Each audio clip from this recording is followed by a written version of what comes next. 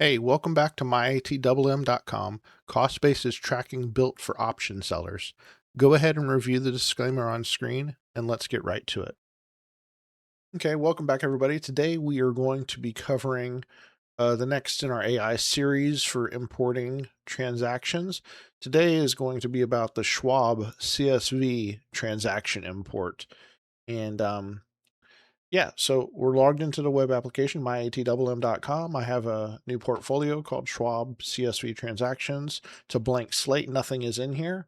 And what I want to do is come over to the tools, the import export screen. We're setting on the AI import. And for CSV imports, this broker auto detect thing is not really necessary. Um, but it isn't going to hurt anything if you change it or pick something. So I'm just going to leave it on auto detect. And so what you need to do is go over to your Schwab account, log into the website, go over to the transaction history, and you know, basically find the date range that you want. It will only allow you to select a custom date range up to 4 years in the past.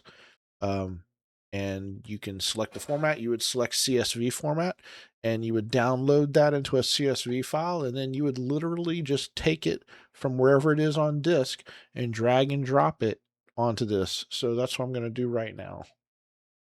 All right. So I found my CSVs for Schwab. I have a small one and a large one. I'm going to go ahead and drag and drop the 4 year data dump onto the web application. I'm just going to literally, I just clicked on the file and I'm dragging and dropping it right here. And when I first drop it onto here, it's going to do a pre-parse and basically check the number of rows in the file and then basically make sure it's a CSV and it can basically see it correctly.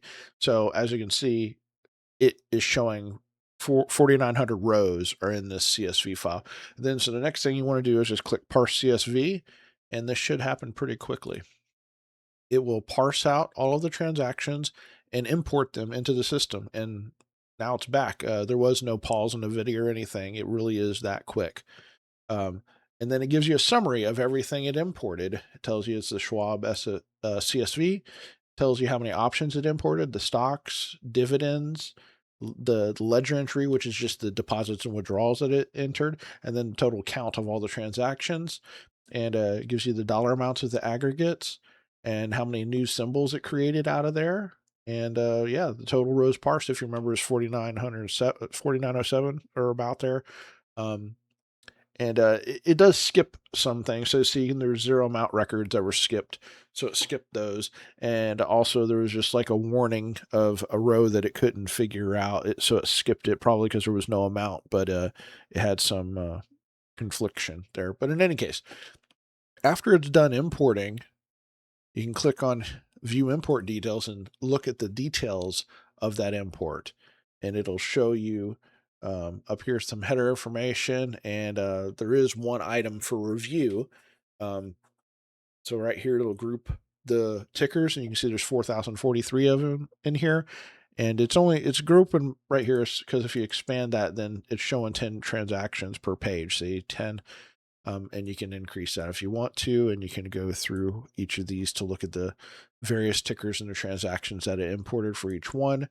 If you wanted to, you can actually filter down to a specific symbol in this 4,000. So I think there's some Tesla in here. So if you wanted to just filter down and see, it's doing it in real time.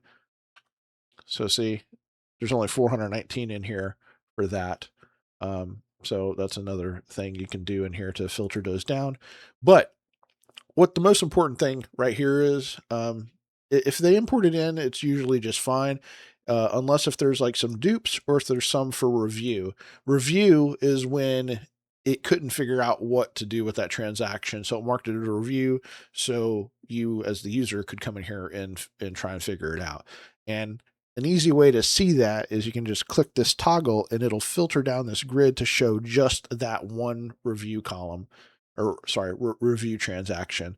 So it's for NVAX apparently, and it marked it for review. So it looks like TDA trans. Okay, it looks like this might be a transfer from when Ameritrade transferred over to Schwab. Um, and it looks like this is for 100 shares. Yeah, 100 shares at $8.99 a share. So what this would need to be is you'd come in here, instead of type, it would be a stock, and it right, yeah, it'd be a buy to open because they're transferring the stocks over. The amount is $8.99.99. All that can stay the same. It's for 100 shares, no expiration because it's not an option. And we just click save. Now, when I do click save, it's going to come out of review, so it's going to disappear from this column, and the review counts are going to go down. So the review one up here that's behind this top pop-up will go to 0, and this will disappear. I think I have to untoggle it before it'll disappear, but here we go. Save.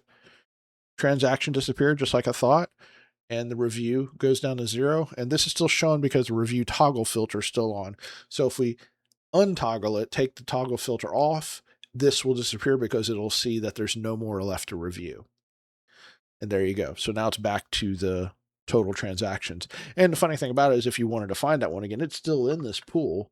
So you just do NVAX, and it's kind of hard to see, but because there's a bunch of other transactions, so there's 69 other transactions. So you'd have to just come through here and find it. But it's in here somewhere. Oh yeah, yeah. It's one of these hundreds. Actually, I wonder if you could just do this. Oh, I got to go back to the beginning. There, it's right there. There we go. See, I'm not a liar. Okay, good.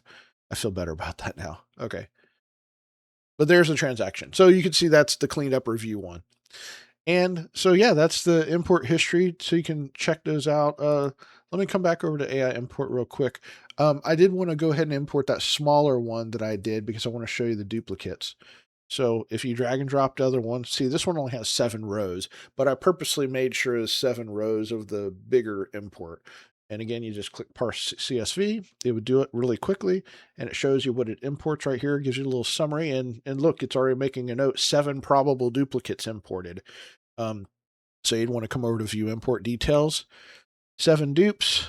You can actually click this and toggle. You'll notice this says 6 dupes, and that's because one of them, the 7th one, is down here in the ledger entries. So you can already see that one. But you can click this to filter down by them. But there's no reason to filter down by them because those are the only transactions in here. So it actually won't actually change anything because they're all duplicates.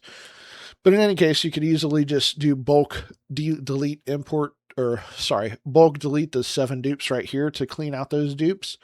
And that'll actually delete all the file. So you can actually just come back here and delete the entire file together. But the import history screen is another video for further down the road that I'll get into the nitty gritty details about that. But it gives you a way to clean it up.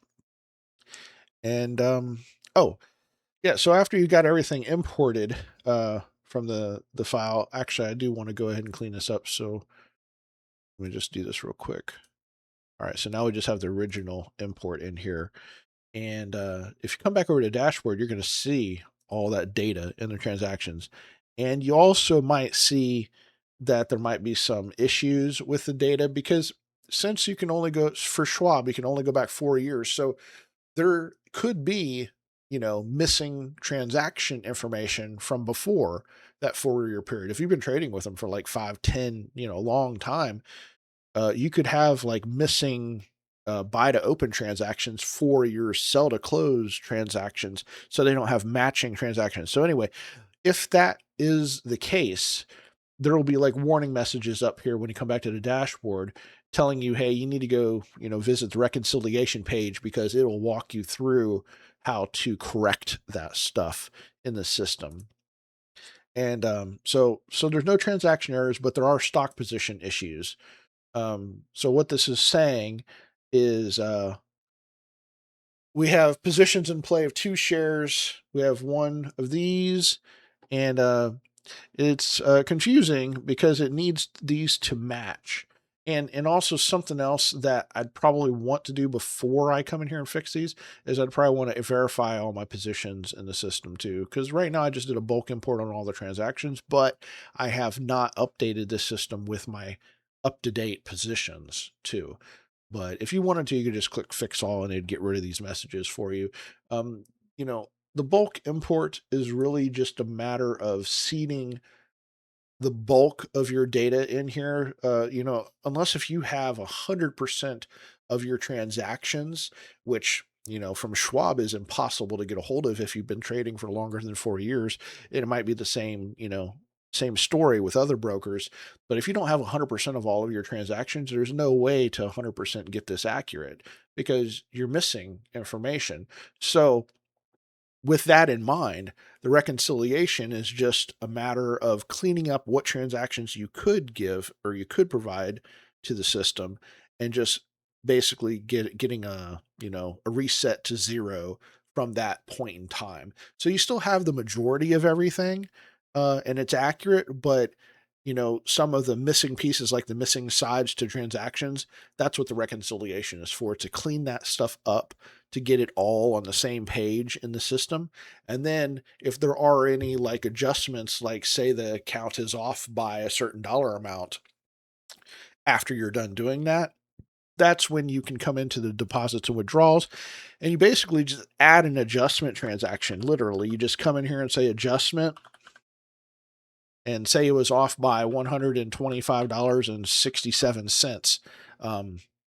And say it was negative or whatever, you would just literally come in here, put that in, and then what you would do is come over to the summary screen, and the brokerage amount would match what your brokerage is showing in your account.